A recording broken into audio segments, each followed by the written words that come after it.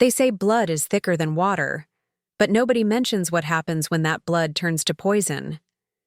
My name is Sarah Mitchell, and 23 years ago, I walked away from a family reunion with nothing but the clothes on my back and a smile that masked the deepest cut of my life.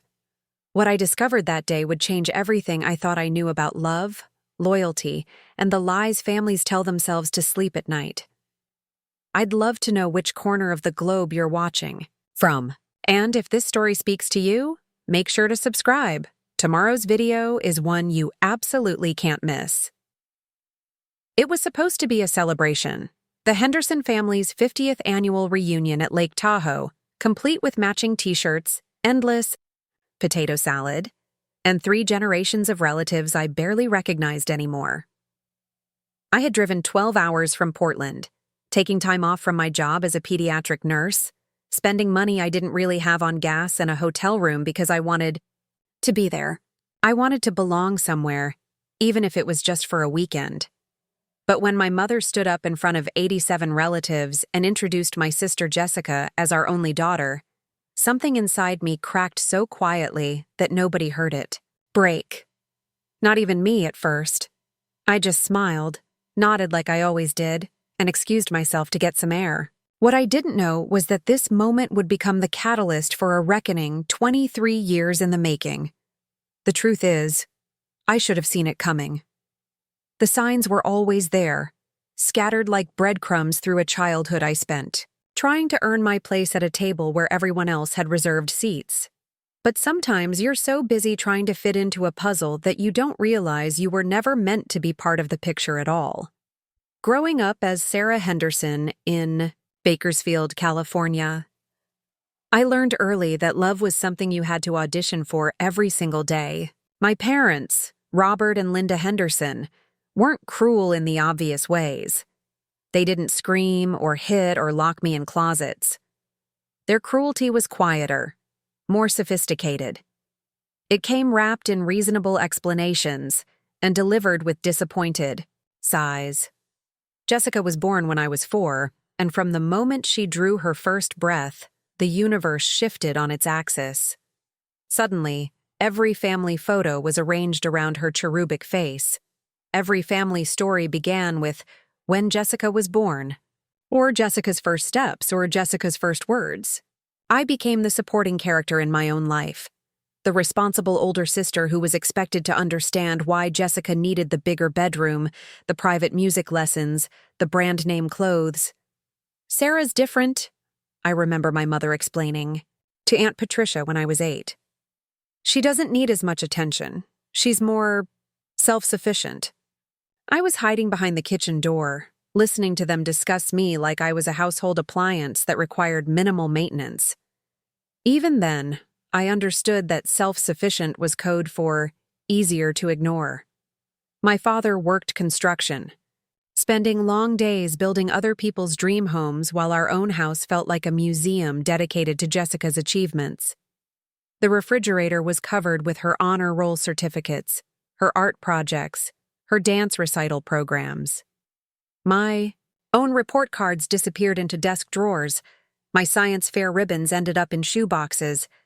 When I won the county spelling bee in 5th grade, the trophy sat on my dresser for exactly 3 days before my mother quietly moved it to make room for Jessica's soccer participation medal. "We don't want to make Jessica feel bad about herself," she explained when I asked where my trophy had gone. "You understand, don't you? You're so mature for your age. Mature for my age." I heard that phrase so often it became my identity. While other 10-year-olds were having sleepovers and playing with dolls, I was babysitting Jessica, helping her with homework, making sure she had clean clothes for school. I was the family's built-in nanny, and I was grateful for the role because it meant I was useful. It meant I had a purpose, even if that purpose was making everyone else's life easier. The Christmas I turned 12, Jessica got a brand new 10-speed bike with a bright red bow. I got a sweater from the clearance rack at Kmart and a card that said, "To our helpful daughter." Not beloved or precious, or any of the words that appeared on Jessica's cards. Helpful. Like I was a kitchen utensil. High school brought new challenges and deeper wounds. Jessica blossomed into everything parents dream of: homecoming princess, student body treasurer, lead in the school musical. She had friends who called the house constantly, boys who drove by hoping to catch a glimpse of her, teachers who gushed about her potential. I had good grades, a part-time job at the local veterinary clinic, and a growing suspicion that I was invisible to everyone except when they needed something. When college applications were due, my parents sat Jessica down at the kitchen table with a stack of brochures and a calculator, mapping out her future with the precision of military strategists. They researched scholarship opportunities, scheduled campus visits, and talked endlessly about which universities would be the best fit for her bright future. For me, there was a community college brochure left on my desk with a sticky note. "This looks practical for you. You've always been so responsible with money." I applied to nursing school because it seemed like something I could actually afford, and because I genuinely wanted to help people. When I got accepted into the accelerated program, I told my parents over dinner. My father nodded and passed the salt. My mother asked if I thought I could handle the workload while still helping Jessica prepare for her SATs. That was the moment I realized I had been living my entire life in someone else's shadow, and that shadow was so deep and so cold that I had forgotten what sunlight felt like. Jessica chose UCLA, a decision that was celebrated with a family dinner at the nicest restaurant in town. She chose pre-law because she wanted to make a difference in the world, and everyone praised her ambition, her drive, her bright future. I chose nursing because I wanted to heal people, and everyone nodded politely like I had announced my intention to take up knitting. The day Jessica left for college, my mother cried for 3 hours. She made Jessica's favorite breakfast, packed her care package with homemade cookies, and took approximately 400 photos of her loading the car. When I left for nursing school 2 weeks later, my mother was getting her hair done. My father was at work. I loaded my single suitcase into my beat-up Honda Civic, left a note on the counter, and drove away without anyone saying goodbye. For the first time in my life, I was completely alone, and for the first time in my life, that felt like freedom. College was where I discovered who I could be when I wasn't being compared to Jessica every moment of every day. I excelled in my studies, made genuine friendships with classmates who saw me as Sarah, not as Jessica's sister. I volunteered at children's hospitals, worked part-time jobs to pay my bills, and slowly began to understand what it felt like to be valued for who I was, rather than how useful I could be to others. My parents called occasionally, usually when they needed something. Could I send Jessica care packages since I lived closer to her campus? Could I pick up their prescription medications when I came home for Christmas? Could I help them understand Jessica's class schedule so they could plan their visits around her availability? I said yes to everything because saying yes was the only way I knew how to maintain whatever fragile connection we still had. But each favor felt like another small death. Another reminder that my primary value to my family was what I could do for them, not who I was as a person.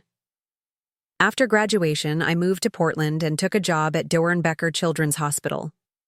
I loved the work, loved the feeling of making a real difference in young lives, loved coming home to an apartment that was mine alone. I sent birthday cards, Christmas presents, and regular updates about my life to Bakersfield. I received polite thank you notes and updates about Jessica's law school achievements in return. For 15 years, I built a life that felt authentic and meaningful. I had friends who knew my middle name, colleagues who respected my expertise, and patients whose faces lit up when I walked into their rooms. I dated occasionally, traveled when I could afford it, and slowly learned to fill the spaces that had been empty for so long. But family has a gravity all its own, and when the invitation to the 50th annual Henderson family reunion arrived in my mailbox, I felt that familiar pull. Maybe this time would be different.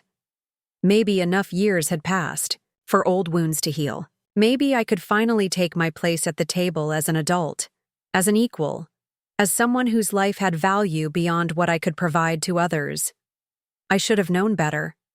I should have remembered that some patterns are too deeply ingrained to change, that some roles are too comfortable for people to abandon. But hope is a stubborn thing, and it whispered to me that families can change, that love can grow, that maybe this reunion would be the beginning of something new. I was wrong about a lot of things in my life, but I was never more wrong than I was about that. The drive to Lake Tahoe should have been beautiful. Highway 50 winds through some of the most spectacular scenery in California, with towering pines and glimpses of crystal-clear water that make you believe in magic again. But as I navigated the mountain curves in my 12-year-old Honda, all I could think about was the last time I'd seen my family together. It had been 3 years since Jessica's wedding, an extravagant affair at the Ritz-Carlton in Half Moon Bay that my parents had saved for years to afford. I'd been invited, of course, but not as family. I was Jessica's day of coordinator, the one who made sure her dress was pressed, her flowers were fresh, and her timeline ran smoothly. I spent the reception making sure elderly relatives had rides home and that the wedding favors were properly distributed. In every single wedding photo, I'm either cropped out or barely visible in the background, holding someone's purse or adjusting someone's boutonniere. The morning after the wedding, while everyone nursed hangovers and reminisced about the magical evening, I quietly packed my overnight bag and drove back to Portland. Nobody noticed I was gone until my mother called 2 days later, asking if I'd remembered to return the borrowed serving platters to Aunt Carol. But this reunion was supposed to be different. This was about family, about connection, about celebrating 50 years of Henderson tradition. I'd requested time off work, booked a hotel room at the lake, and even bought a new sundress for the occasion. I wanted to look like someone who belonged, someone who had built a life worth celebrating. The reunion was being held at Pine Lodge, a rustic venue on the North Shore that my great-grandmother had chosen for the very first Henderson gathering, in 1974. According to family legend, she'd declared that if the Hendersons were going to get together every year, it should be somewhere beautiful enough to make people want to come back. She was right. The lodge sat on a bluff overlooking the lake, with wraparound porches and picture windows that framed the water like living postcards. I arrived on Friday afternoon, 2 hours before the official check-in time, hoping to have few quiet moments to prepare myself emotionally for the weekend ahead. The parking lot was already half full, and I recognized several cars from childhood visits to Bakersfield. Uncle Frank's ancient Buick with the dented bumper, Cousin Terry's pickup truck with the faded NASCAR stickers, Aunt Margaret's pristine Volvo that she washed every Sunday after church. As I pulled my suitcase from the trunk, I heard familiar laughter echoing from the lodge's main deck. Through the trees, I could see clusters of relatives already gathering, drinks in hand, voices carrying the particular excitement that comes with family reunions. For a moment, I felt that old flutter of anticipation. Maybe this time would be different. Maybe this time I would walk into that gathering and feel like I truly belonged. The lodge's main entrance opened into a great room with vaulted ceilings and a massive stone fireplace. The walls were covered with black and white photographs of Lake Tahoe through the decades, and the air smelled like pine needles and coffee. A registration table had been set up near the door, staffed by my cousin Michelle, who squealed when she saw me. A lot of love and effort went into bringing this story to life. If you're enjoying it, we'd be so grateful if you'd subscribe to our channel. Now, back to where we left off. Sarah! Oh my God, you look amazing!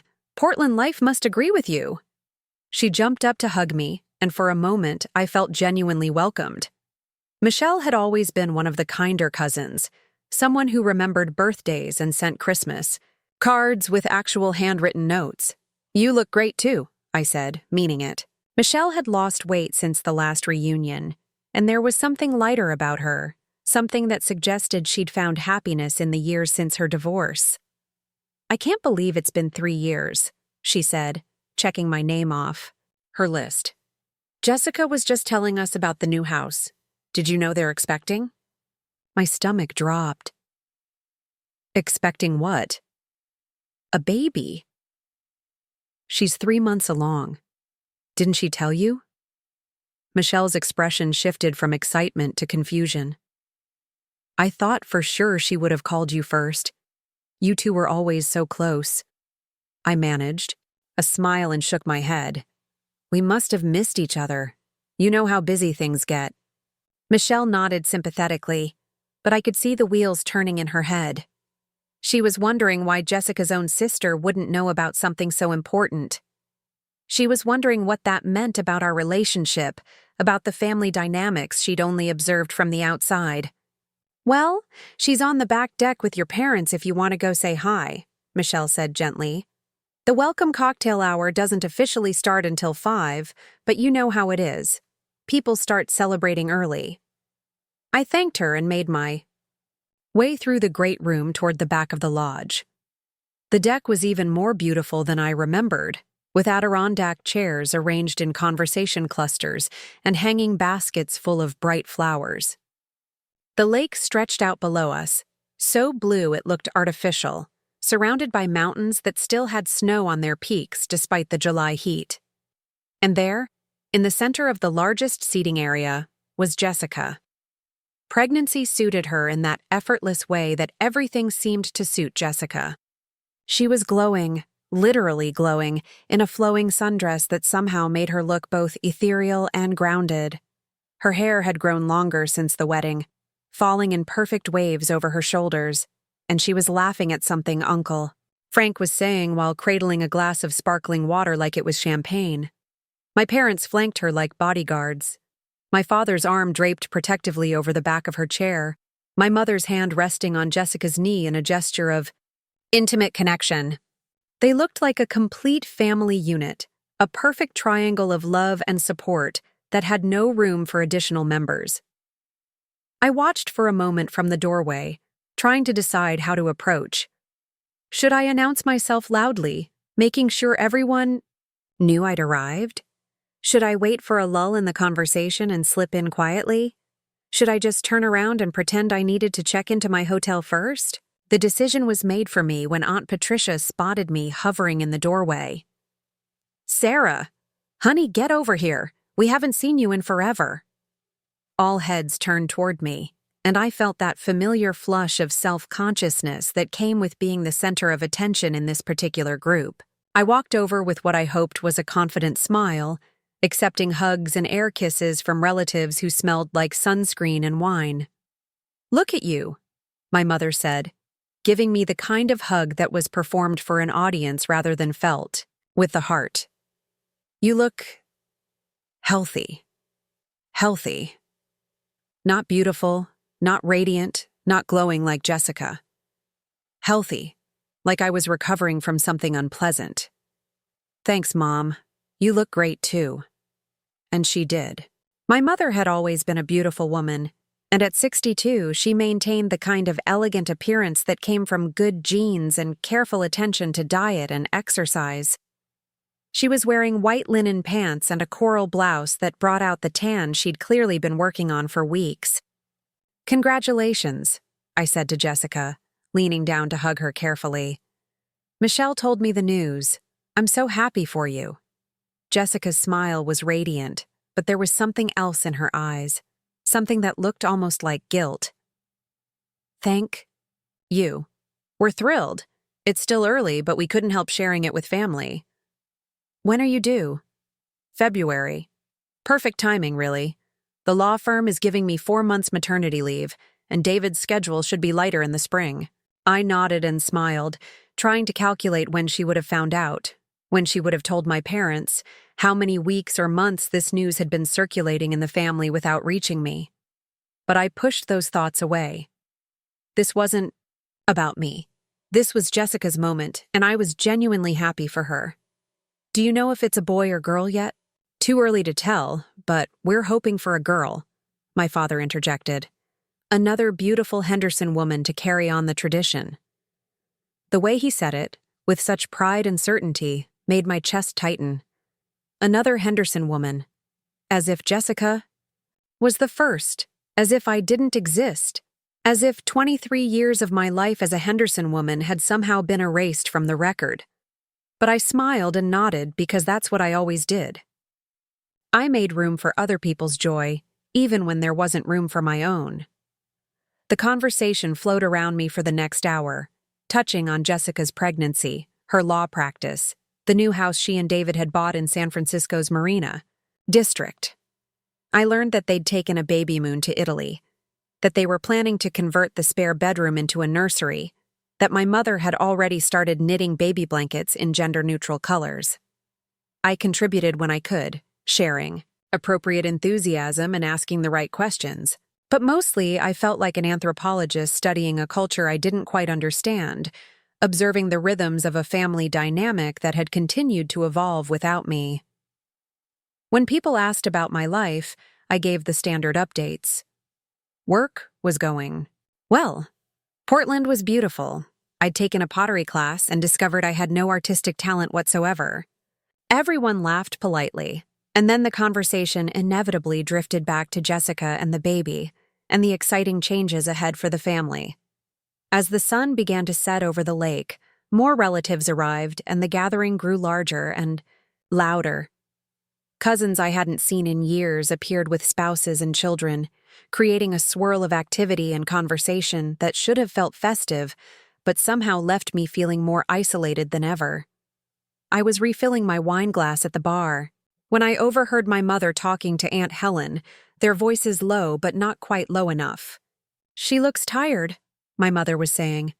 "I worry about her up there all alone. No husband, no children. It's not natural for a woman her age." "Maybe this baby will give her some perspective," Aunt Helen replied. "Help her realize what's really important in life." "Jessica's already asked her to be the godmother," my mother continued. "We thought it might give Sarah something to focus on, you know? A purpose. A purpose. Like I was a lost soul, wandering aimlessly through life, waiting for someone else's child to give my existence meaning.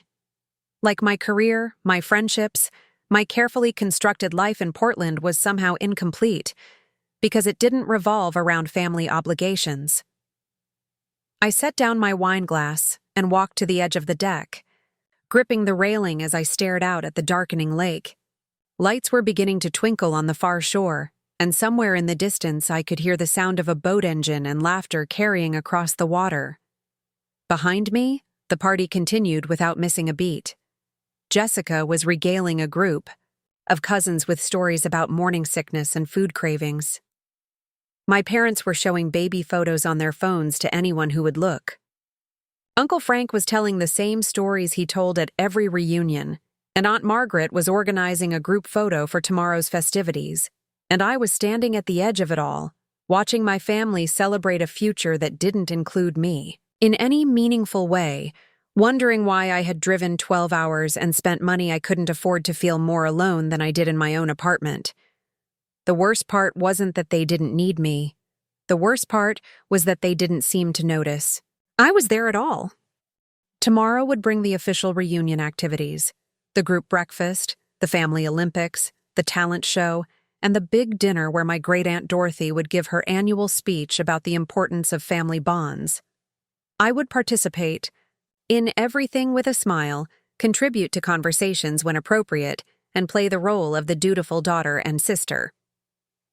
But standing there on the deck of Pine Lodge, watching the stars begin to appear over Lake Tahoe, I had the strangest feeling that I was seeing my family clearly for the first time in years. And what I saw was a picture that had been complete long before I arrived, a story that would continue just fine when I left, a celebration of bonds that had never included me in any way that mattered.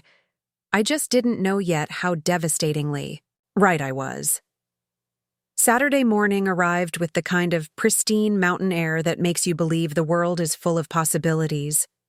I woke up in my hotel room overlooking the lake, watching kayakers paddle through water so clear you could see the bottom 20 feet down. For a moment, before the memories of the previous evening crashed back, I felt genuinely optimistic about the day ahead. The family breakfast was scheduled for 9 o'clock in the lodge's dining room, followed by the traditional Henderson family Olympics on the beach. I'd participated in these games as a child, back when I still believed that winning the three-legged race or the water balloon toss might somehow earn me the recognition I craved. Now, at 35, I was planning to be a good sport and cheer. From the sidelines, maybe help organize activities for the younger cousins. I chose my outfit carefully: khaki shorts, a navy blue polo shirt, and comfortable sneakers. Nothing too flashy, nothing that would draw unwanted attention, but put together enough to show that I was doing well for myself. I braided my hair into a practical style that would survive a day of outdoor activities and applied just enough makeup to look healthy and rested. The dining room was already buzzing with activity when I arrived. Long tables had been set up family style, with platters of scrambled eggs, bacon, fresh fruit, and pastries that made my stomach growl despite my nervousness. Coffee urns steamed at both ends of the room, and someone had hung a banner that read, "Henderson Family Reunion 2024, in cheerful red letters. I grabbed a plate and joined the buffet line behind my cousin Mark's wife, Jennifer, whom I'd met briefly at Jessica's wedding. She was wrangling their twin 5-year-olds while trying to balance a plate of food, and she looked frazzled in the way that only parents of young children can. "Need some help?" I offered, reaching for one of the boys who was trying to climb onto the buffet table. "Oh, Sarah, you're a lifesaver," Jennifer sighed. "I don't know how single parents do this. Mark went for a run this morning and left me with the tornado twins." I laughed and helped her get the boys settled with plates of fruit and scrambled eggs. "I work with kids at the hospital. Trust me, I've seen worse." "That's right. You're a pediatric nurse. The boys were just in the ER last month when Tommy decided to see if he could fly off the monkey bars. Maybe you can talk some sense into them about playground safety." For the next few minutes, I found myself in my element, chatting with Jennifer about the challenges of raising twins while keeping Tommy and Tyler entertained with silly stories from the hospital. It felt good to be useful, to have someone genuinely appreciate my presence and expertise. That's when I noticed the silence. Conversations had stopped throughout the dining room, and people were turning to look toward the entrance. I followed their gaze and saw Jessica making her grand entrance, glowing in a flowing white sundress that somehow made her pregnancy more visible and more beautiful than it had seemed the night before. But it wasn't just Jessica. She was flanked by my parents, who were beaming with the kind of pride that radiates from every pore. My mother was carrying a small gift bag, and my father had his phone out, clearly ready to document whatever was about to happen. "Good morning, everyone," my mother called out, her voice carrying the authority of someone who expected immediate attention. "Before we start the day's activities, Robert and I have a special announcement to make." The room fell completely silent. Even the youngest children seemed to sense that something important was happening. I felt my stomach clench with a familiar dread, the same feeling I'd had as a child when I knew I was about to be left out of something significant. My father stepped forward, clearing his throat in the way he did when he was about to make an important speech. As many of you know, this family has always been about celebration, tradition, and supporting each other through life's biggest moments. He paused, looking around the room with the satisfied smile of someone who knew he had everyone's complete attention. "Linda and I are thrilled to announce that our daughter Jessica and her husband David are expecting their first child." The room erupted in cheers and applause. People rushed forward to congratulate Jessica, who accepted the attention with gracious smiles and gentle touches to her still small belly.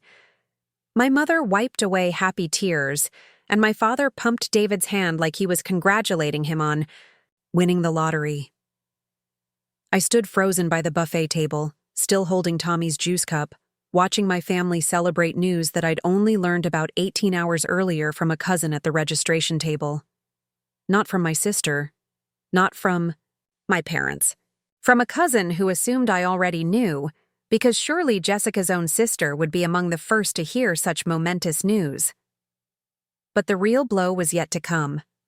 When the initial excitement died down, my mother stepped forward again, still, clutching that mysterious gift bag. "We have something else to share with all of you, something that makes this moment even more special for our family." She reached into the bag and pulled out a small picture frame, holding it up for everyone to see. From where I stood, I couldn't make out the details, but I could see it was some kind of photograph. "This," my mother said, her voice thick with emotion, "is the ultrasound photo of our first grandchild. Our daughter Jessica is going to make us grandparents, and we couldn't be more proud of the amazing woman she's become." More applause, more congratulations, more photos being taken with phones and cameras. Jessica looked radiant, accepting hugs and well wishes with the grace of someone who had always been the center of positive attention.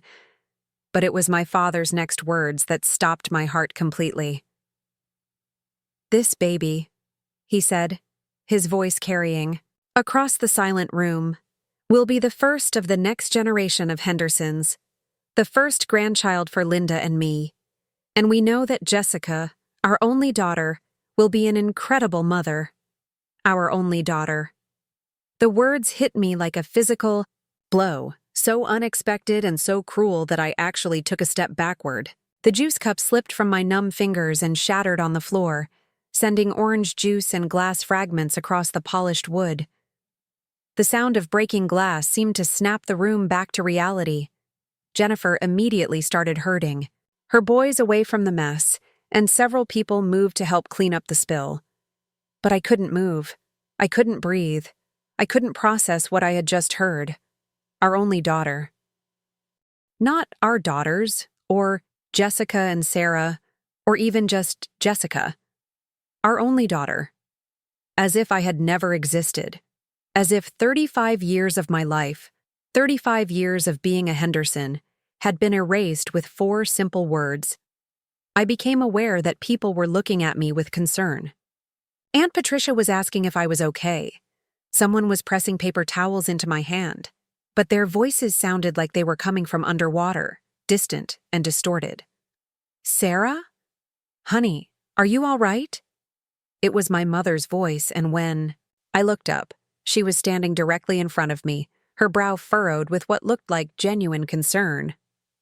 "I'm fine," I managed to say, though my voice sounded strange even to my own ears. "Just clumsy. Sorry about the mess." "Don't worry about it," Uncle Frank said, appearing with a broom and dustpan. "Happens to the best of us." But as I helped clean up the glass, I caught my mother's eye, searching her face for some sign that she realized what she had just said, some indication that the words "our only daughter" had been a mistake, a slip of the tongue brought on by excitement and the pressure of public speaking. Instead, I saw something that chilled me to the bone. I saw nothing. No recognition, no embarrassment, no awareness that anything hurtful had been said. She looked at me with the same polite concern she might show to any family friend who had suffered a minor accident. It wasn't a mistake. It wasn't a slip of the tongue. In that moment, standing in front of 87 relatives, my mother had spoken her truth. Jessica was their only daughter. I was something else entirely, something that didn't warrant mention in the narrative of their family's greatest joy. The breakfast continued around me as if nothing had happened. People returned to their tables, conversations resumed, and the excitement about Jessica's pregnancy filled the air like background music. I finished helping clean up the glass, excused myself to wash my hands, and somehow managed to eat a piece of toast and drink a cup of coffee without tasting anything. When it was time for the family Olympics, I followed the group down to the beach like a sleepwalker. The activities I had once enjoyed as a child now felt surreal and meaningless. I watched my cousins organize relay races, participated when teams needed an extra person, and cheered at the appropriate moments. But all the while, those 4 words echoed in my head like a mantra of rejection. Our only daughter. Our only daughter. Our only daughter. During the water balloon toss, I found myself paired with 12-year-old Emma, Mark and Jennifer's niece, who was visiting from Seattle. She was a serious girl with thick glasses and a shy smile, the kind of kid who reminded me of myself at that age. "Are you okay?" she asked after we'd successfully completed 3 tosses without breaking our balloon. "You look kind of sad," out of the mouths of babes. A 12-year-old stranger had noticed what my own family had not, that something was fundamentally wrong. "I'm fine, sweetie," I told her, forcing a smile. "Just thinking about some things."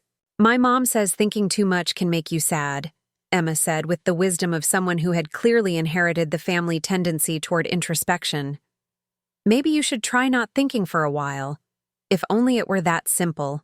But Emma's innocent observation stayed with me as the games continued. How long had I been making myself sad by thinking too much about my place in this family? How many years had I spent analyzing every interaction, looking for signs of love and acceptance that were never going to come?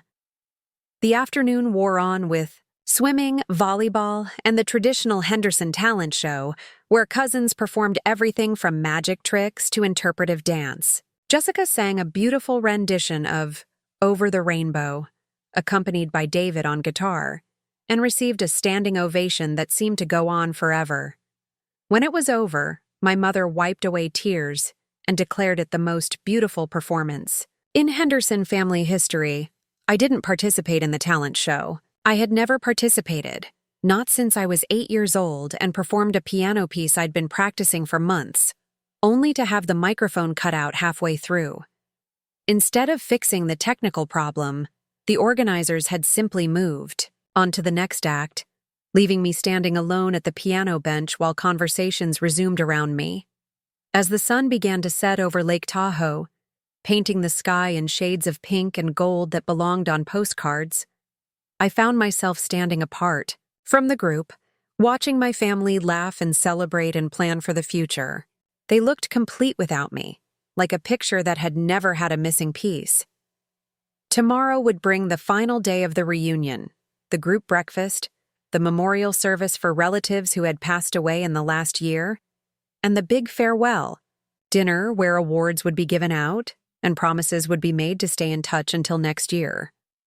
But standing there on the beach, watching Jessica pose for what seemed like her 100th photo of the weekend while my parents beamed with pride in the background, I realized something that should have been obvious years ago. I didn't belong here. I had never belonged here. And no amount of hoping or trying or showing up was ever going to change that fundamental truth. The question wasn't whether I should stay for the rest of the reunion. The question was whether I had finally reached the point where I was ready to stop pretending that someday, somehow, things would be different. As if sensing my thoughts, Jessica caught my eye from across the beach and waved, her smile as bright and beautiful as ever. For just a moment, I wondered if she had any idea what our mother had said that morning, if she had noticed the way I'd gone pale and dropped the juice cup, if she cared at all about the sister who had just been erased from the family story. But then David whispered something in her ear that made her laugh, and she turned away, her attention already moving on to more important things. Our only daughter. The words followed me back to my hotel room that night, where I sat on the bed staring out at the moonlight on the lake, trying to decide whether tomorrow would be the day I finally stopped waiting for a place at a table where no chair had ever been set for me. Sunday morning came too early and not early enough. I had spent most of the night staring at the ceiling, replaying every family interaction from the past 2 days, searching for clues I had missed or willfully ignored. By the time the sun created the mountains, casting long shadows across the lake, I had made a decision that felt both terrifying and inevitable. I was going to confront my parents, not in public, not in front of the extended family, but privately, quietly, the way I had always handled difficult conversations in our family. I would ask them directly what they meant when they called Jessica their only daughter. I would give them a chance to explain, to apologize, to acknowledge that their words had been hurtful and wrong. And if they couldn't do that, if they truly believed that Jessica was their only daughter, Then I would finally have the clarity I needed to walk away from this family forever. The memorial service was scheduled for 10 o'clock in the lodge's chapel, a small, non-denominational space with simple wooden pews and windows that overlooked the lake. It was one of the most solemn traditions of the Henderson family reunion, a time to remember relatives who had passed away in the previous year and to reflect on the importance of family bonds. This year, we would be remembering Great-Uncle Walter, who had died peacefully in his sleep at 93, and my second cousin Maria, who had lost her battle with cancer at only 48. I had fond memories of both of them, particularly Uncle Walter, who used to slip me quarters when I was little and tell me stories about his adventures in the merchant marine. I arrived at the chapel early, hoping to catch my parents before the service began. They were usually punctual for family events, especially the more formal ones, and I suspected they would want to review the memorial program and make sure everything was properly organized. I was right. I found them in the front pew, heads bent, together over a printed order of service, discussing logistics in the quiet, efficient way they approached all family responsibilities.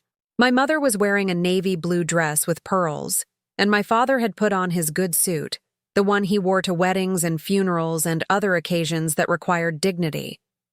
They looked up when I approached, and for a moment, I saw something I hadn't noticed before. They looked older. Not just older than they had 3 years ago at Jessica's wedding, but older in a way that suggested the weight of years was finally catching up with them. My father's hair had gone completely gray, and my mother's hands showed the first signs of arthritis. "Sarah," my mother said, shifting slightly to make room for me in the pew. "You're early. The service doesn't start for another 20 minutes. "I know," I said, sitting down beside her. "I was hoping we could talk before everyone else arrives." My parents exchanged a look, the kind of wordless communication that comes from 38 years of marriage. It was a look that said they knew this conversation was going to be serious, and they weren't particularly looking forward to it. "Of course," my father said. "What's on your mind?" I took a deep breath, trying to organize the words I had been rehearsing in my hotel room since dawn. "Yesterday morning at breakfast, when you were announcing Jessica's pregnancy, you said something that hurt me deeply." My mother's expression became guarded. "What do you mean?" "You called Jessica your only daughter. You said the baby would be your first grandchild, and that Jessica, your only daughter, would be an incredible mother." The silence that followed was so complete I could hear the lake water lapping against the shore outside the windows. My parents looked at each other again, and this time I saw something that made my chest tighten. They were not surprised by my words. They remembered exactly what they had said, and they had been expecting this conversation. "Sarah," my father said carefully, "I think you might have misunderstood." "I didn't misunderstand anything," I said, my voice remaining calm despite the storm building inside me. "You stood in front of 87 family members and referred to Jessica as your only daughter. I've been your daughter for 35 years. I'd like to know why I was erased from that moment." My mother sighed, the kind of long, patient sigh she used to give when I was a child asking questions she didn't want to answer. "You're being overly sensitive, honey. Of course you're our daughter. We didn't mean anything by it." "Then why didn't you say our daughters? Why didn't you mention that Jessica has a sister who might be excited about becoming an aunt? Why was I completely absent from your announcement about the family's big news?" The questions hung in the air between us like accusations. I watched my parents' faces, searching for signs of remorse, embarrassment, or even just recognition that their words had been thoughtless and hurtful. Instead, I saw something much worse. I saw the careful, measured expressions of people who were preparing to manage a difficult conversation rather than engage with it honestly. "Sarah," my mother said, reaching for my hand in a gesture that felt more patronizing than comforting, "you have to understand that Jessica's situation is different from yours." "Different how?" She's married, she's settled, she's ready to be a mother. My mother's voice carried the tone of someone explaining something obvious to someone slow to understand. This pregnancy represents the continuation of our family line, the next generation of Hendersons. It's natural that we would be excited about that. And what am I? I asked. What does my life represent? Another look passed between my parents, and I saw my father give my mother the slightest shake of his head, a warning to be careful with her words. But my mother had never been one to back down from difficult conversations when she believed she was in the right. You're 35 years old, Sarah. You've never been married. You've never even brought anyone home to meet us. You live in a different state, you rarely visit, and when you do visit, you seem more interested in keeping yourself separate from the family than being part of it. Each word felt like a small knife, precisely placed to cause maximum damage. I live in a different state because I have a career. I work at one of the best children's hospitals in the country. I save lives. I make a difference. Of course you do, my father said quickly, clearly trying to smooth over the growing tension. We're proud of your career. We've always supported your independence. But that's just it, my mother continued, either oblivious to or unconcerned about my father's attempt at diplomacy. Your independence. You've chosen to build a life that doesn't include family. You've chosen career over marriage, work over children. That's fine. That's your choice. But you can't expect us to pretend that choice doesn't have consequences. I stared at her, trying to process what I was hearing. Consequences? Jessica has always been the family-oriented one, my mother explained, her voice taking on the patient tone of a teacher explaining a simple concept. Even as a little girl, she talked about getting married and having children. She played house, she took care of her dolls, she dreamed about being a mother. You were always more practical, more focused on achievements than relationships. I was focused on achievements because that was the only way to get your attention, I said, the words tumbling out before I could stop them. I got straight A's, I won academic awards, I got scholarships to college, I built a successful career, and none of it ever seemed to matter to you as much as Jessica's homecoming court nominations. That's not true, my father protested, but his voice lacked conviction. Isn't it? When was the last time you visited me in Portland? When was the last time you asked about my work, my friends, my life? When was the last time you called me just to talk? Not because you needed something? The questions hung in the air unanswered because we all knew the answers. My parents had visited Portland exactly once, for a long weekend 6 years ago that they had spent mostly commenting on how expensive everything was, and how they didn't understand why I would choose to live so far from family. They called when they needed medical advice, when they wanted me to explain insurance paperwork, when they needed someone to help coordinate care for aging relatives. Sarah, my mother said, her voice becoming firmer, you're an adult. You made your choices and we respected them. We didn't interfere with your life. We didn't pressure you to move home or get married or have children. We let you live your life the way you wanted to live it. You didn't let me do anything, I said, my voice rising slightly despite my efforts to stay calm. You ignored me. There's a difference between respecting someone's choices and acting like they don't exist. Now you're being dramatic, my mother said, and there it was, the dismissive phrase that had followed me through childhood like a shadow. Dramatic. As if having feelings about being excluded from my own family was somehow unreasonable. Am I? Yesterday you announced Jessica's pregnancy to 87 people and called her your only daughter. You've been planning this announcement for weeks, maybe months, and you never once thought to include me in it. You didn't tell me about the pregnancy beforehand. You didn't ask if I wanted to be part of the announcement. You didn't even acknowledge that I exist. How is pointing that out dramatically? Because you're making this about you when it should be about Jessica, my father said, his patience finally wearing thin. This is her moment, her big news. And instead of being happy for your sister, you're turning it into some kind of personal attack. I am happy for Jessica, I said, and I meant it. I'm thrilled that she's pregnant. I'm excited about becoming an aunt. But being happy for her doesn't mean I have to accept being erased from the family narrative. Nobody erased you, my mother said firmly. You erased yourself. You moved across the country. You built a life that doesn't include us. And now you're upset that we've moved on without you. The words hit me like a physical blow, so unexpected and so cruel that I actually gasped, moved on without me, as if I was some kind of inconvenience they had finally figured out how to work around.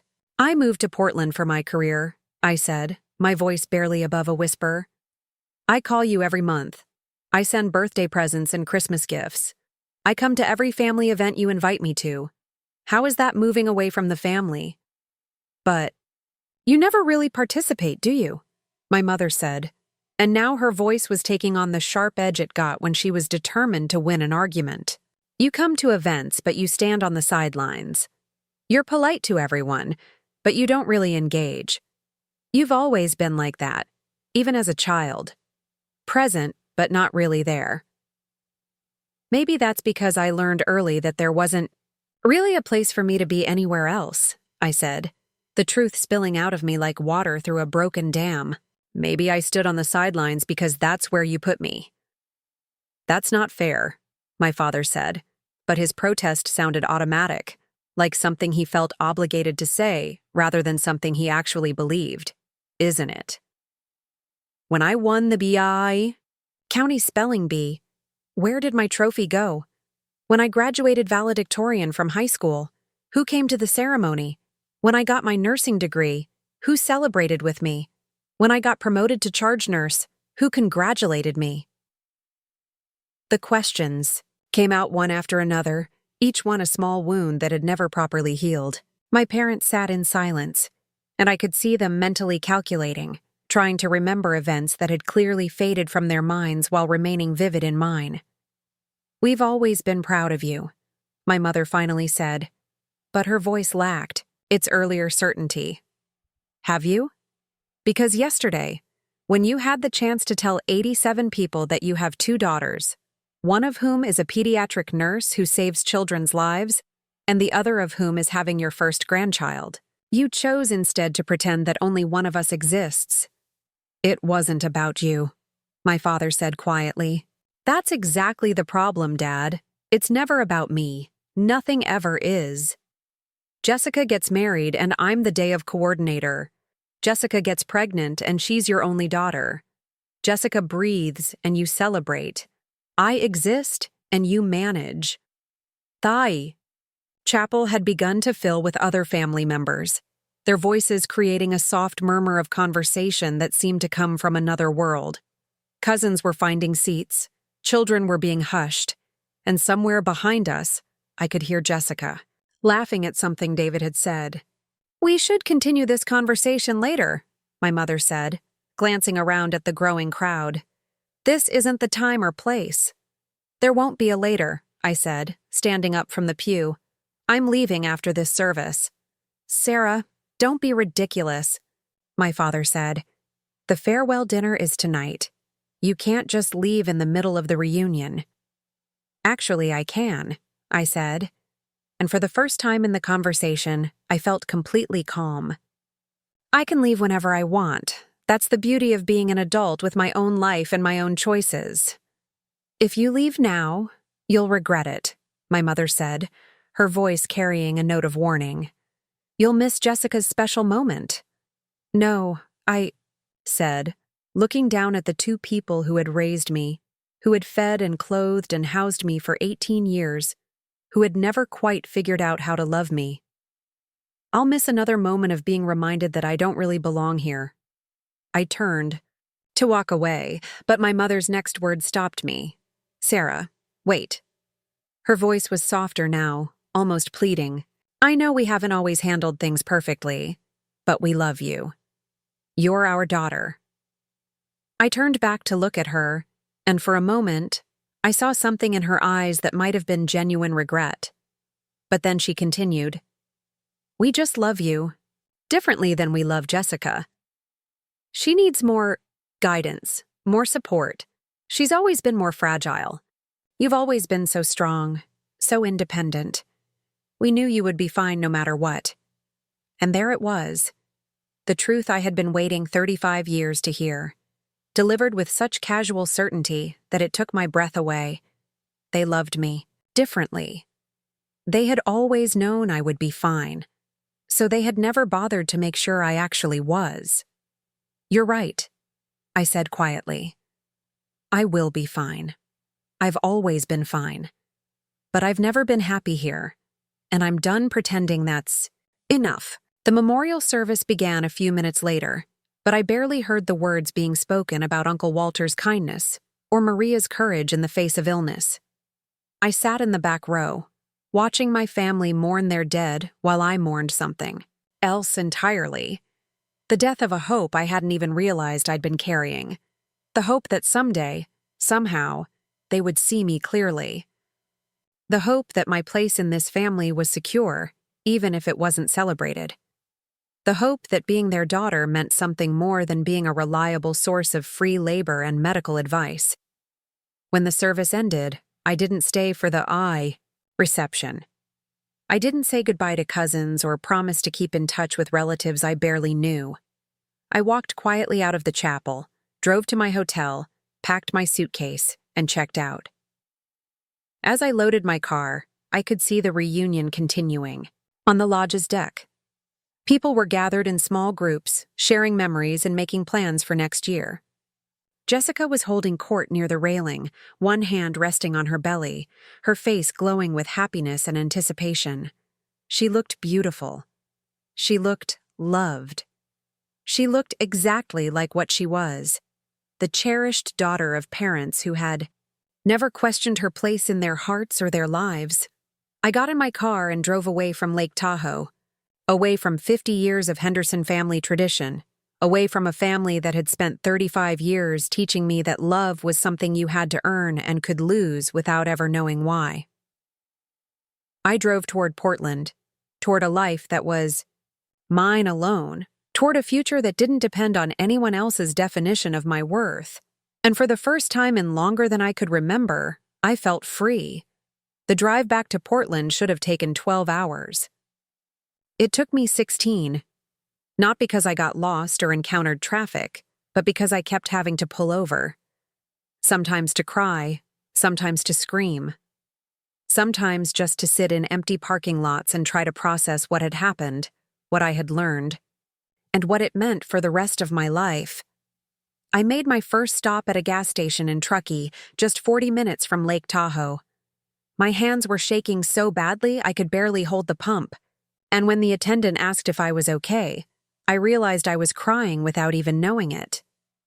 "Family troubles," I managed to say, which felt like the understatement of the century. "Those are the worst kind," he said kindly, and something about his simple understanding made me cry harder. I sat in my car for 20 minutes after filling the tank, staring at my phone. 7 missed calls, 12 text messages. The calls were from Jessica, my parents, and several cousins. The texts ranged from concerned to confused to mildly accusatory. Jessica: "Where did you go? Mom said you left upset. What happened?" Mom: "Sarah, this is childish. Come back and we'll talk." Dad: "You're missing the farewell dinner. People are asking where you are." Cousin Michelle: "Hey, everything okay? Saw you left early. Hope you're safe." Jessica: "Seriously, Sarah, call me back. I don't understand what's going on." Mom: "You're embarrassing us. Whatever we said to upset you, I'm sure we can work it out." Uncle Frank: "Your mom seems worried. Give us a call when you can." Jessica: "David thinks maybe you're having some kind of breakdown. Are you seeing someone? A therapist?"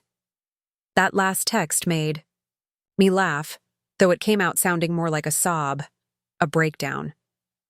As if finally recognizing that I had been emotionally neglected for 35 years was a sign of mental instability rather than clarity. I turned off my phone and kept driving. My Second stop was in Sacramento, where I checked into a roadside motel because I was too emotionally exhausted to continue. The room smelled like cigarettes and industrial cleaning products, and the bedspread had seen better decades. But it was mine for the night, and no one in the world knew where I was. I ordered Chinese takeout from the restaurant next door and ate it sitting on the bed, watching mindless television and trying not to think about the farewell dinner happening at Lake Tahoe. I wondered if they had saved my seat at the family table. I wondered if anyone had asked where I was, or if my absence was just another example of Sarah being difficult, Sarah being dramatic, Sarah not knowing how to be part of the family. Around 9 o'clock, I turned my phone back on. 23. Missed calls, 41 text messages, 3 voicemails. The voicemails were from Jessica, and listening to them was like watching the evolution of her understanding in real time. Voicemail 1, 4:47 p.m. Sarah, it's me. Mom told me you guys had some kind of argument and you left. I don't really understand what happened, but can you please call me back? I'm worried about you and honestly, I'm a little hurt that you would leave without saying goodbye. We barely got to spend any time together this weekend. Voicemail 2, 6:23 p.m. Okay, I talked to Mom and Dad more, and I think I'm starting to understand why you're upset. About the only daughter thing? Sarah, you know they didn't mean anything by that, right? They were just excited about the baby. It wasn't personal. Voicemail 3, 8:15 p.m. I've been thinking about this all day, and I need to ask you something. Do you really think Mom and Dad love me more than you? Because that's crazy, Sarah. They love us both. They just express it differently. You've always been the strong one, the independent one. They respect that about you. They don't coddle you because they know you don't need it. There it was again. The same excuse, the same explanation, delivered with the confident certainty of someone who had never questioned their place in their parents' affections. I was strong, so I didn't need love. I was independent, so I didn't need support. I was capable, so I didn't need care. The text messages were a mixture of concern, confusion, and barely concealed irritation. Jessica, Mom is really upset. She says you accuse them of not loving you. Jessica, I told everyone you probably just needed some air and you'd be back for dinner. Jessica, people are starting to ask questions. This is really embarrassing. Jessica, Sarah, whatever this is about, you're handling it wrong. Mom, I don't know what's gotten into you, but this behavior is unacceptable. Dad, your sister is pregnant and stressed. This is not the time for family. Drama. Cousin Michelle, just checking in. Hope you made it home safely. Jessica, I can't believe you would ruin my announcement weekend like this. And there it was. The truth that had been lurking beneath all the concern and confusion. I hadn't just left the reunion. I had ruined Jessica's announcement this weekend. I had made her special moment about me, which was apparently the most unforgivable sin in the Henderson family catalog of offenses. I turned the phone off again and tried to sleep, but my mind wouldn't stop racing. I kept replaying conversations from the weekend, looking for signs I had missed, clues I should have recognized. Had other people noticed the way my parents talked about Jessica versus the way they talked about me? Had cousins and aunts and uncles been aware of the disparity? Or had it been so normalized over the years that no one questioned it anymore? I remembered being 12 years old at a family barbecue, watching my mother braid Jessica's hair while she sat in my mother's lap, both of them laughing at some private joke. I had approached tentatively, hoping to be included, and my mother had looked up with that patient smile she reserved for my interruptions. Sarah, honey, would you mind getting me a glass of iced tea? And maybe check on the potato salad? I think it needs more mayonnaise. Even then, even at 12, I had understood that my role was to serve, not to be served. To help, not to be helped.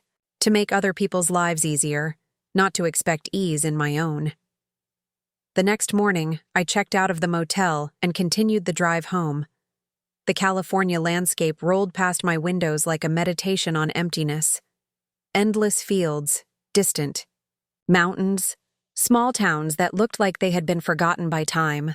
I felt a kinship with those forgotten places, a recognition of what it meant to exist without being seen. I stopped for lunch in Redding and made the mistake of checking my phone again. The messages had multiplied overnight. Jessica. Sarah, I'm really worried now. Please just call and let me know you're okay. Mom. This silent treatment is cruel and immature. Dad. Your behavior is causing your mother a lot of stress. Aunt Patricia. Honey, your parents are beside themselves. Whatever happened, I'm sure we can work it out. Jessica. I talked to David and we think you should consider therapy. This level of resentment isn't healthy. Cousin Mark. Jess filled me in. Sorry you're going through a rough patch. Hope you get the help you need. The help I need. As if recognizing emotional neglect was a mental health crisis rather than a long overdue awakening. As if setting boundaries was a symptom of illness rather than a sign of growth. But it was the next set of messages that really got to me. Jessica, I've been thinking about what you said, about feeling left out or whatever. I want you to know that you've always been my big sister, and I've always looked up to you. Remember, when I was little and I used to follow you around everywhere? Remember how you taught me to ride a bike and helped me with my homework? You were so important to me. Jessica. I know Mom and Dad might seem like they favor me sometimes, but that's just because I need more help with things. You've always been so capable, so together. They don't worry about you because they know you can handle anything. Jessica, the baby thing. I want you to be the godmother. I know I should have asked you first instead of just telling Mom and Dad I wanted that. Will you think about it? It would mean everything to me. Reading those messages, I felt something crack open in my chest. Not my heart breaking, but something else. Something that had been holding me together for 35 years finally giving way. Jessica wasn't lying. She did look up to me. She did want me to be the godmother. She did think of me as her big sister. But she also thought it was normal that I had spent my childhood taking care of her, instead of being taken care of myself. She thought it was reasonable that our parents worried less about me because I was capable. She thought my strength meant I didn't need love, support, or recognition. She loved me the way you love a really good employee, with appreciation for what I could do for her, but without any understanding of who I was as a person, independent. Of my usefulness. I put the phone away and didn't look at it again until I was sitting in my own driveway in Portland, staring at my small craftsman house with its overgrown garden and paint that needed touching up. It wasn't much, but it was mine. It was quiet. It was a place where no one expected me to be anything other than what I was. Inside, the house felt different somehow. Not physically different, but emotionally different. It felt like a sanctuary rather than just a place to live. It felt like home in a way that no place had ever felt before. I made myself a cup of tea and sat in my favorite chair by the window, looking out at the street where neighbors walked their dogs and children rode bicycles, and life continued in its ordinary, peaceful way. For the first time in days, I felt my shoulders relax. My phone buzzed with another message, but I didn't look. Whatever my family was feeling, whatever drama was unfolding at the reunion, whatever consequences my departure had created, none of it could touch me here. I had spent 35 years trying to earn my place in a family that had never made room for me. I had twisted myself into shapes that hurt, hoping to become someone they could love without reservation. I had made myself small and quiet and useful, believing that if I just tried hard enough, if I just gave enough, if I just asked for little enough, I would finally be seen as worthy of the kind of love they gave Jessica without question. But sitting in my living room, surrounded by books I had chosen and furniture I had saved for and art that made me happy, I realized something that should have been obvious years ago. I didn't need their love anymore. I had built a life that was mine, with people who valued me for who I was rather than what I could do for them. I had patients who smiled when I walked into their rooms. I had colleagues who respected my expertise. I had friends who called to check on me when I was sick, who remembered my birthday without being reminded, who included me in their plans because they enjoyed my company. I had love. Real love. The kind that didn't come with conditions or require me to audition for it every day. What I had been looking for at that reunion, what I had been hoping to find in my parents' eyes and Jessica's embrace, was not love.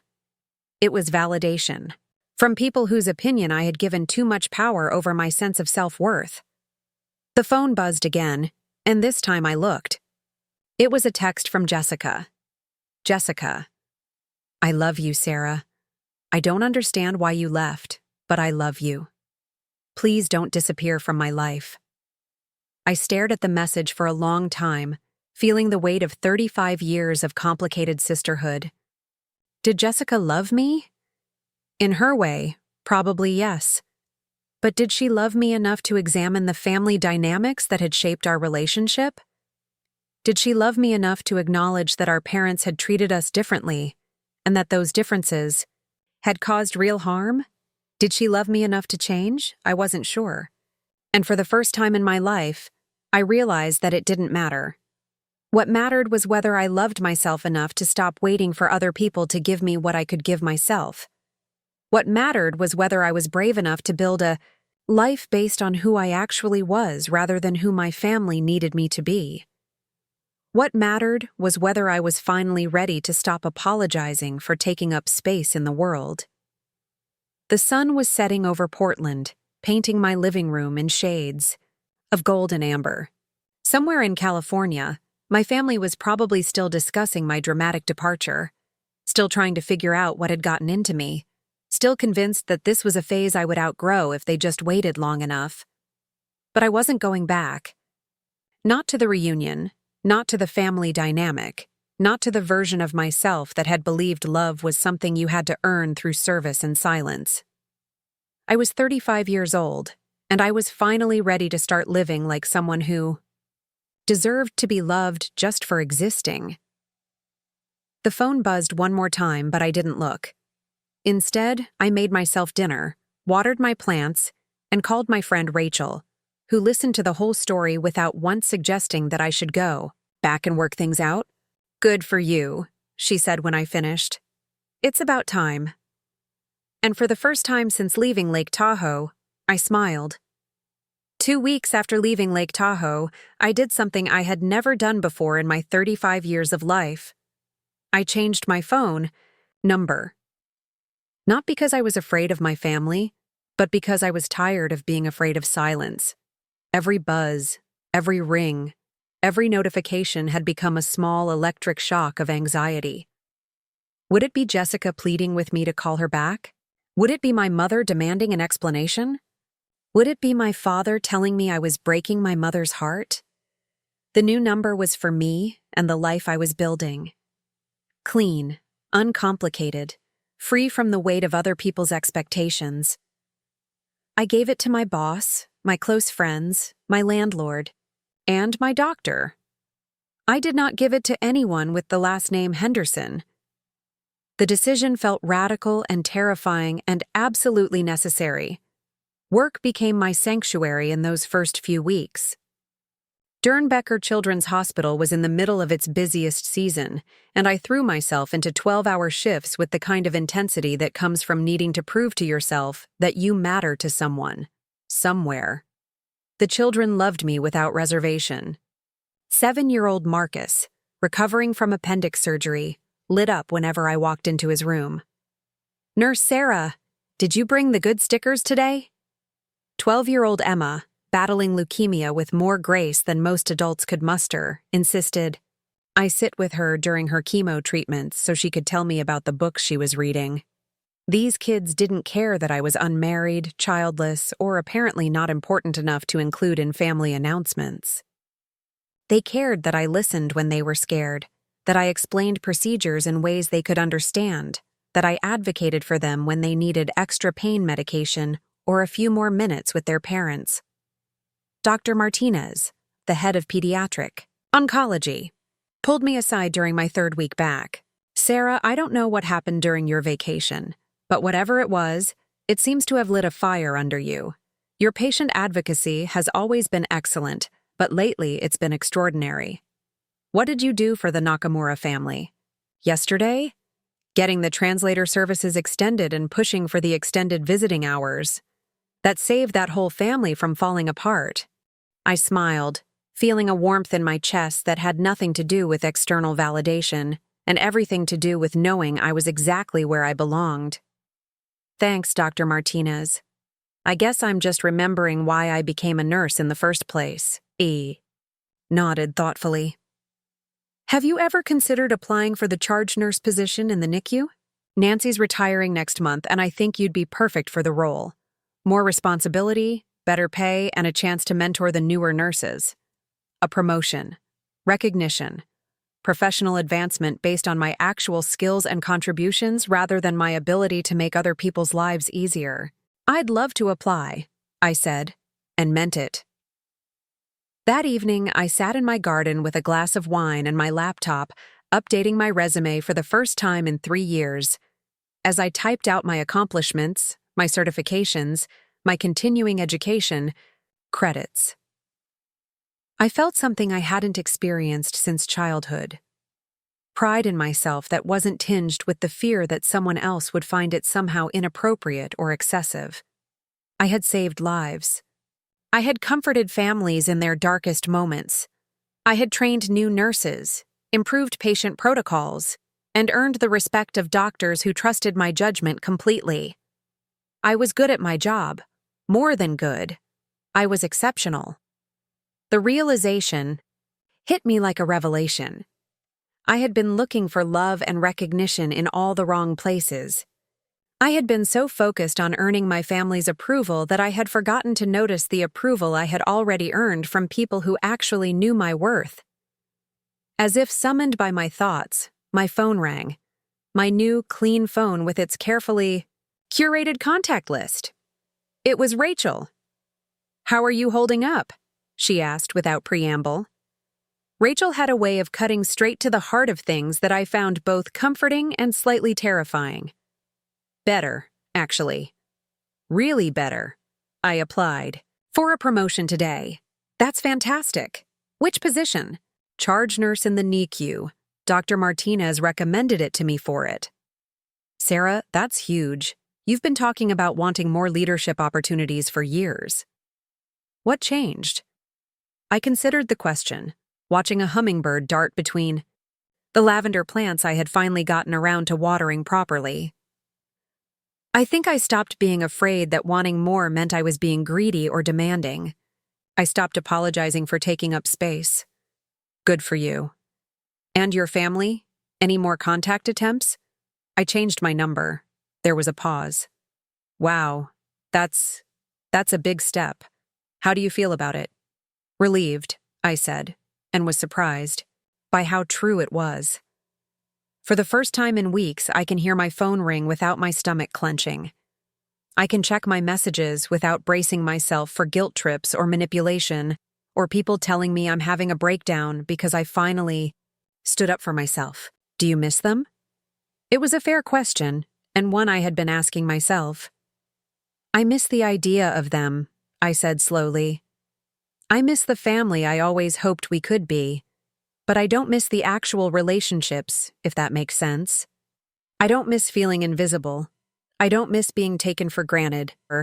I don't miss being the family's emotional support person without ever getting support in return."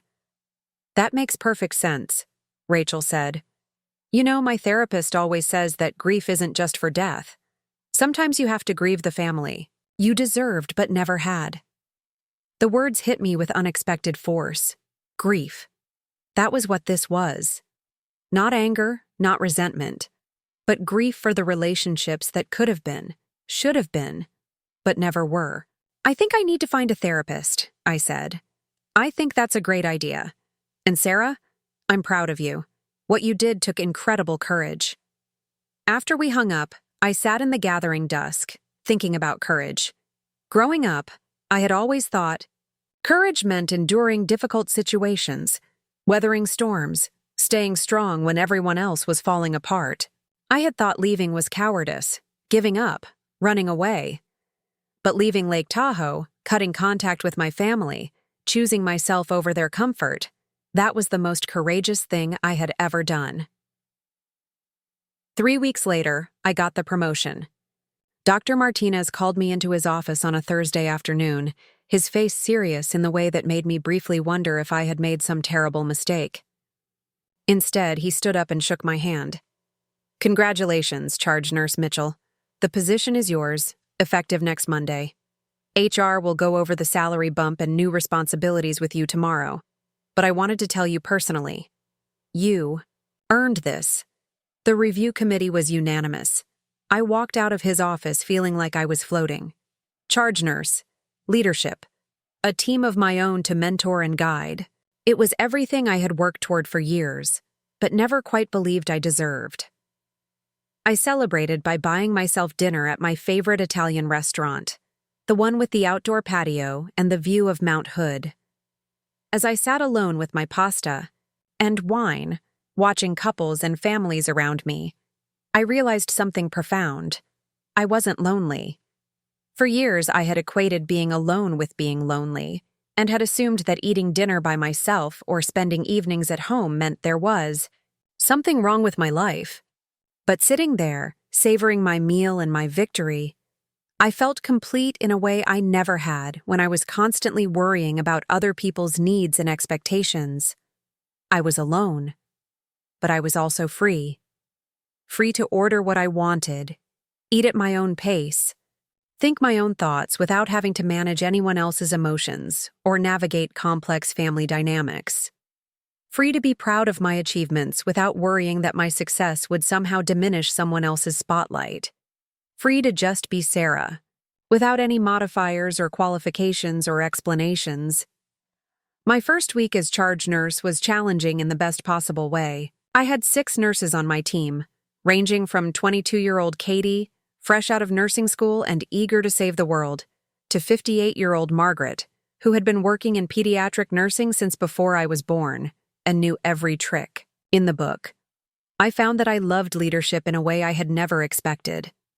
Not the power or authority, but the opportunity to create the kind of supportive environment I had always craved.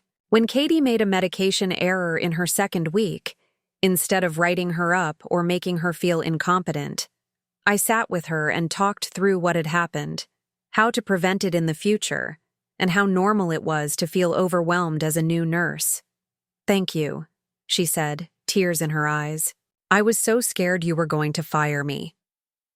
Katie, mistakes happen. What matters is how we learn from them and support each other. You're going to be an excellent nurse. I can already see it. And I could. She had the same quiet competence I recognized in myself, the same desire to advocate for patients even when it was inconvenient or difficult. She reminded me of who I had been at her age, hungry to prove myself, terrified of failure, working twice as hard as everyone else to earn my place. But unlike me, she wouldn't have to do it alone. When Margaret struggled with the new computer system, I spent my lunch breaks teaching her the shortcuts and helping her feel confident with the technology. When our unit was short-staffed during flu season, I stayed late and came in early, not because I was the only one who could handle the workload, but because that's what good leaders do. For the first time in my life, I was in a position where my natural tendency to take care of others was not just appreciated but essential to my job. I wasn't being taken advantage of. I was being paid well to use my skills to make other people's lives better. It was exactly what I had been looking for my entire life, just not where I expected to find it. 2 months after the reunion, on a rainy Thursday evening in September, I found an envelope slipped under my apartment door. No postmark, no return address, just my name written in familiar handwriting. Jessica had found me. Inside was a single sheet of paper, covered with her careful script. Sarah, I hired a private investigator to find your new address. I know that probably. Sounds crazy, but I didn't know how else to reach you. I've been going out of my mind with worry. The baby is due in February. We found out it's a girl. We're naming her Sarah Rose. Sarah after you, Rose after David's grandmother. I know you probably don't want to hear from me, but I need you to know that you're important to me. You're important to this baby. I've been thinking a lot about what you said at the reunion, about feeling left out and not being seen. I talked to Mom and Dad about it, and they're devastated. They said they never meant to make you feel that way. They said they love you just as much as they love me. I know you're angry, and maybe you have a right to be. But please don't punish this baby for whatever mistakes we made. She's going to need her Aunt Sarah. I'm going to need her to have an Aunt Sarah. Please call me. Please give us a chance to make this right. Love, Jessica P.S. Mom wanted me to tell you that your cousin Michelle asked for your number at Thanksgiving. She wanted to invite you to her daughter's wedding next spring. Mom realized she didn't have your new number to give her.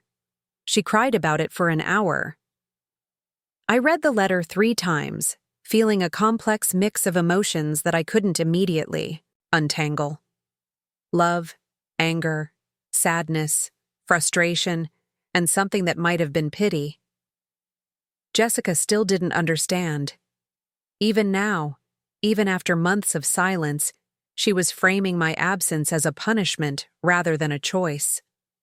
She was asking me to be an aunt to her daughter, while simultaneously asking me to pretend that the family dynamics that had driven me away didn't exist. She wanted me to come back and play my old role. The helpful sister, the reliable aunt, the one who could be counted on to show up and make everything easier for everyone else. She wanted me to do this not because they had acknowledged the harm they had caused or made any effort to change, but because they missed having me around to fill the gaps in their lives, and the details about my mother crying because she couldn't give Michelle my number. That was supposed to make me feel guilty, to make me realize how much pain my absence was causing. But all it made me realize was that my mother was sad about the inconvenience of not being able to use me to maintain family relationships, not about the loss of relationship with me as a person. I folded the letter carefully and put it in the drawer with other important documents. Not because I was planning to respond, but because it was a reminder of how far I had come. 6 months ago, a letter like this would have sent me into a spiral of guilt and self-doubt. I would have convinced myself that I was being dramatic, that I should give them another chance, that family was more important than my own emotional well-being. Now, I could read it with something approaching compassion for Jessica's confusion and my parents' distress, while still maintaining clear boundaries about what I was and wasn't willing to accept in my life. I wasn't angry anymore. Anger required energy I preferred to spend on things that brought me joy. I wasn't hurt anymore. Hurt required hope for something different, and I had finally released that hope. I was simply done. Done with relationships that required me to diminish myself to make other people comfortable. Done with love that came with conditions and fine print.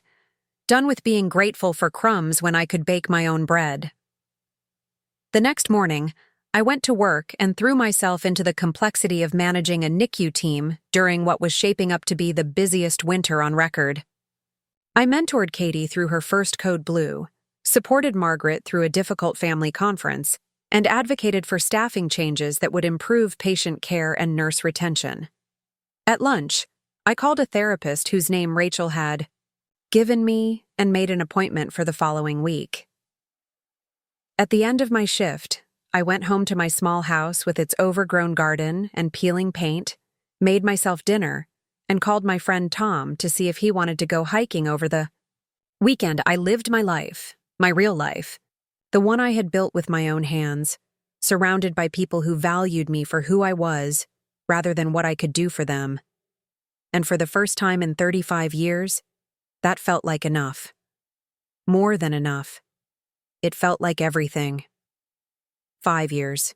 Later, I stood in the NICU at 6 in the morning, watching the sunrise paint the mountains beyond Portland's skyline in shades of pink and gold. Baby Thompson, born at 28 weeks, was finally strong enough to go home after 2 months in our care. His parents were crying happy tears as they signed discharge papers, and his older sister was bouncing with excitement about finally meeting her tiny brother. "Thank you," his mother whispered to me as I handed her the care instructions we'd reviewed 3 times.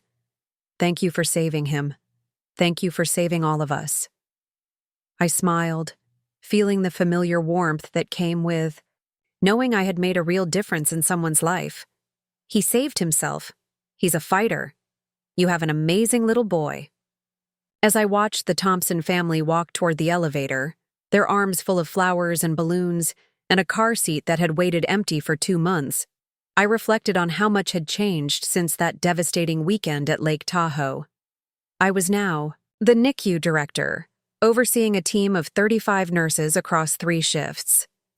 I had implemented new family support programs, improved staff retention by 40%, and helped design a parent education curriculum that was being adopted by hospitals across the Pacific Northwest. Medical journals had published my research on reducing readmission rates for premature infants, but more importantly, I had learned to measure my worth by metrics that actually mattered: lives saved, families supported, staff members mentored, and a sense of purpose that didn't depend on anyone else's approval. My personal life had flourished too. I'd bought a house in Selwood, a charming neighborhood with tree-lined streets and a strong sense of community. I'd renovated the kitchen myself, learning to use power tools and discovering I had an aptitude for home improvement that surprised everyone, including me. My garden was now the envy of the neighborhood, filled with vegetables and flowers that I grew not because anyone expected me to, but because I loved the ritual of nurturing something from seed to bloom. I had a circle of close friends who knew my middle name and my coffee order and my tendency to cry during commercials with dogs. I volunteered at the local animal shelter on weekends, fostering puppies and helping with adoption events. I'd taken pottery classes, learned to rock climb, and traveled to places I'd always wanted to see, but never felt I deserved to visit. I'd been in therapy for 3 years with Dr. Elizabeth Chen, a wise woman who helped me understand that healing doesn't mean forgetting the past, but rather changing your relationship with it. She helped me see that my family's inability to love me the way I needed wasn't a reflection of my worth, but rather a limitation they carried from their own unexamined wounds. Hurt people, she had said during one of our early sessions. And healed people break the cycle. I was breaking the cycle. My phone buzzed with a text from Katie, now one of my senior nurses and someone I considered a genuine friend. She was getting married in the fall, and I was her maid of honor. The wedding planning had been a joy rather than a burden, filled with laughter and friendship, and the kind of easy intimacy that comes from relationships built on mutual respect and genuine affection. Katie. Coffee after your shift? I need to tell you about the latest drama with the florist. Spoiler alert, it involves lilies and a very heated discussion about seasonal availability. I smiled and texted back that I'd meet her at our usual cafe. This was what real relationships looked like: people who wanted to spend time with you not because they needed something, but because they enjoyed your company. As I finished my shift notes and prepared to hand off to the day charge nurse, my assistant manager, David, knocked on my office door. David was a 30-year-old pediatric nurse who had transferred to our unit 2 years ago, bringing fresh ideas and an infectious enthusiasm that had elevated everyone's practice. "Sarah, do you have a minute? I wanted to run something by you before the staff meeting tomorrow." "Of course. What's on your mind?" He sat down across from my desk, his expression serious but excited. "I've been thinking about your research on family engagement and NICU outcomes. I know you've been invited to present at that conference in Chicago next month. and I was wondering if you'd consider letting me co-present with you. David had been working on his master's degree in nursing leadership while maintaining a full-time clinical load. He was exactly the kind of nurse I loved to mentor: smart, dedicated, and unafraid to ask questions or propose new ideas. Tell me more about what you're thinking. Well, I've been tracking some additional data points related to your original study, specifically looking at how different communication styles affect family stress levels during long-term NICU stays. I think our combined findings could really change how hospitals approach family education and support. I listened as David outlined his research methodology and preliminary findings, feeling a familiar surge of pride.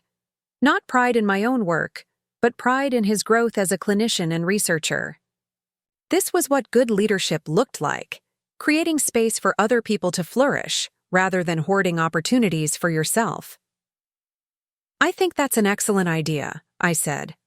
Let's schedule some time next week to review your data and see how it integrates with my findings. The conference organizers love collaborative presentations, especially when they show measurable improvements in patient outcomes. David's face lit up. Really? You'd want to co-present with me? David, your research is solid, your insights are valuable, and your presentation skills are excellent. Of course I'd want to work with you on this. Good science gets better when smart people collaborate.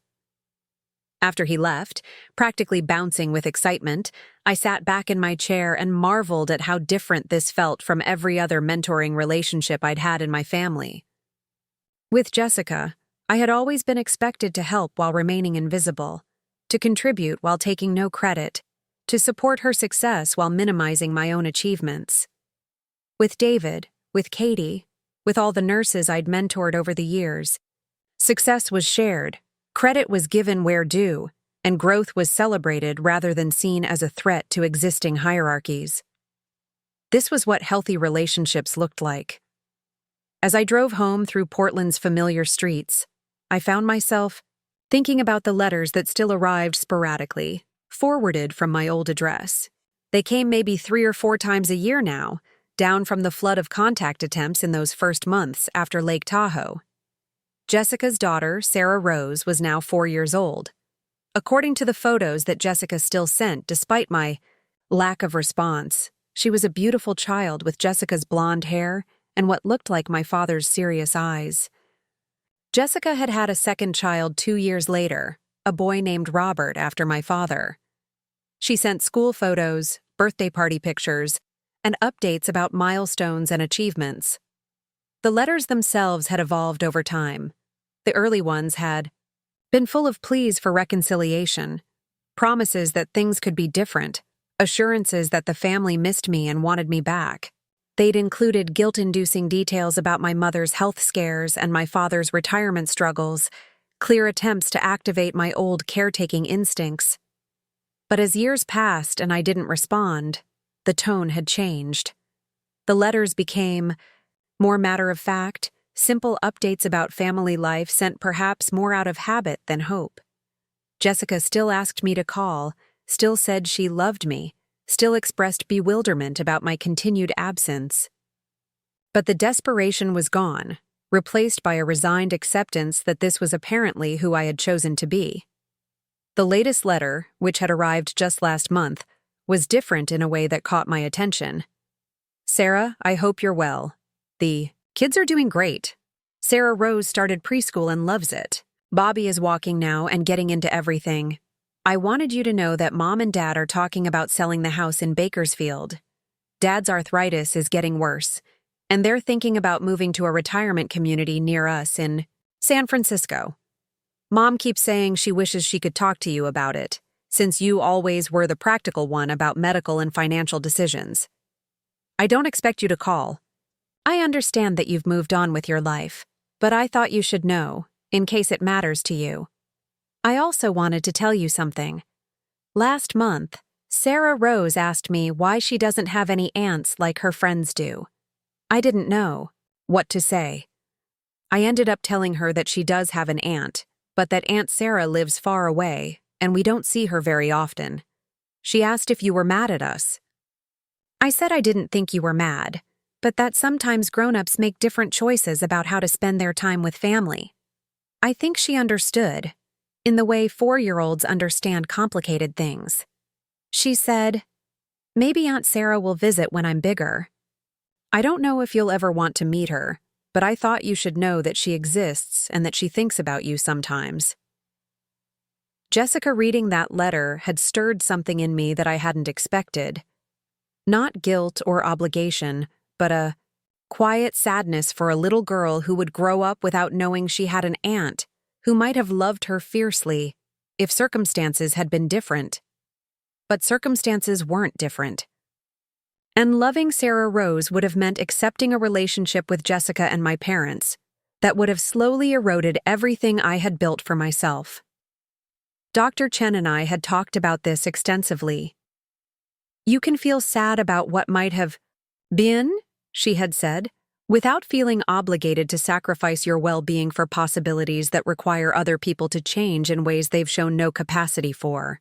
I had grieved the aunt I might have been, just as I had grieved the daughter and sister I had tried so hard to become. But grief was not the same thing as regret. Now, pulling into my driveway as the evening light faded over Portland, I felt the contentment that had become my new normal. Not the desperate happiness of someone trying to convince herself she was fine, but the quiet satisfaction of someone who had built a life that actually fit. My neighbor, Mrs. Patterson, was working in her rose garden and waved as I got out of my car.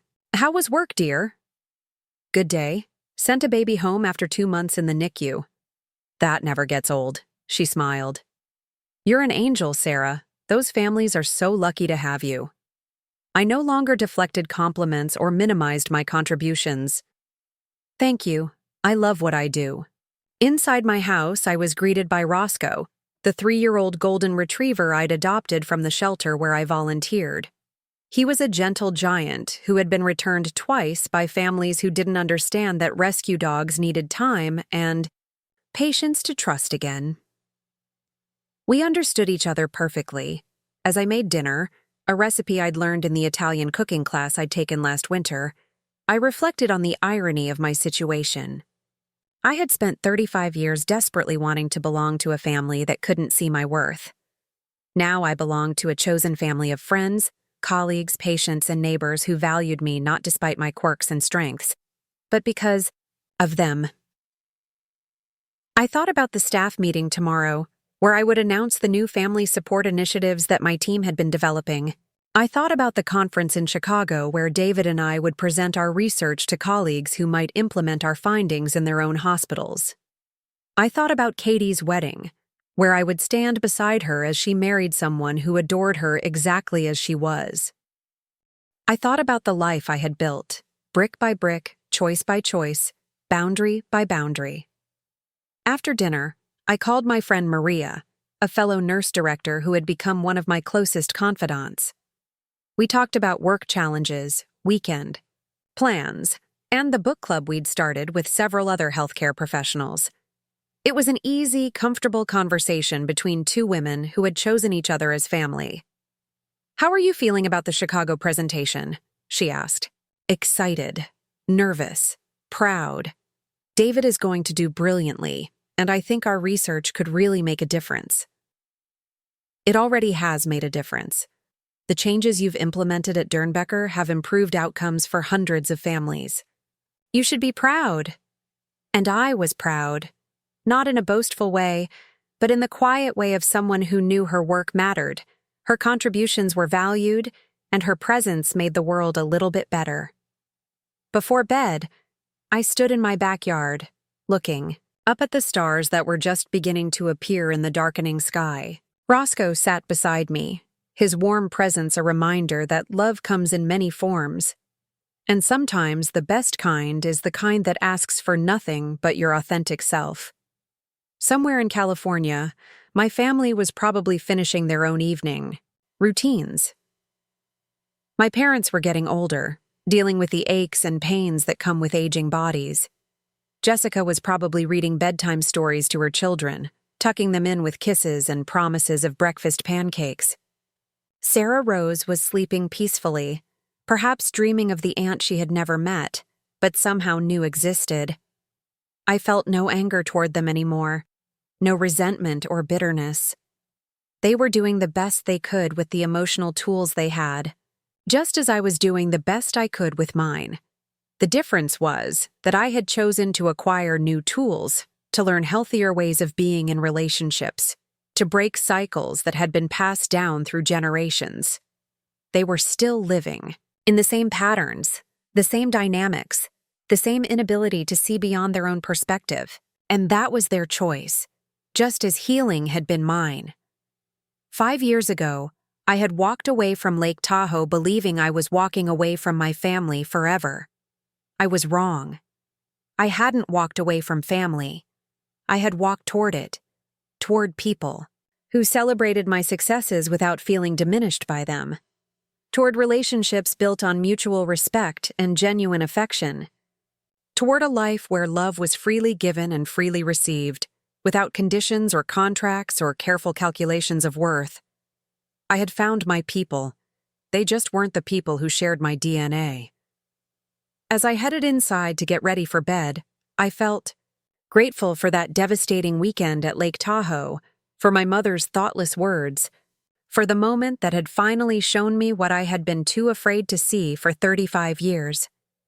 Sometimes the greatest gift is being forced to stop waiting for something that was never going to come. Sometimes the greatest love is the love you give yourself when you finally realize you're worth it. Sometimes the greatest courage is walking away from everything you thought you wanted in order to find everything you actually needed. I turned off the lights and headed upstairs to my bedroom, where a stack of medical journals waited on my nightstand, and a warm dog would soon claim half my bed. I had an early meeting tomorrow, research to review, staff to support, and a life to live that was entirely, authentically mine. And for the first time in my life, that felt like everything I had ever wanted. It felt like home. Looking for more? We've got 2 amazing stories ready for you right on screen. If this one touched you, these are absolutely worth your time. Click to watch them now, and hey, subscribe and hit that bell to never miss our latest uploads.